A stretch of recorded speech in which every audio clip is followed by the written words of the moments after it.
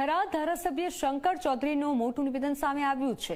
થરાદને જિલ્લો બનાવવાની માંગ વચ્ચે નિવેદન આપ્યું છે। મલુપુર ગામ જિલ્લાનું હેડક્વાર્ટર બનશે તેવું નિવેદન આપ્યું છે। તમામ મોટી કચેરીઓ મલુપુર ગામમાં બનશે। 100 વિઘ્ન આવે છતાં આપણા પ્રયત્નો ચાલુ રહેશે। શંકર ચૌધરીના નિવેદનથી વાવ થરાદના લોકોમાં ખુશી જોવા મળી રહી છે। ઘણાને મોડું થયું છે એટલે લાગે કે નહીં થાય।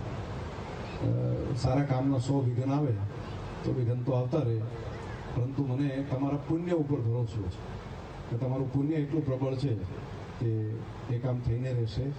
અને નજર સામે જોઉં છું કે મલુપુર ગામ એ જિલ્લાનું હેડક્વાર્ટર અહીંયા આગળ એ બનશે અને આખો જિલ્લો અહીં આવશે।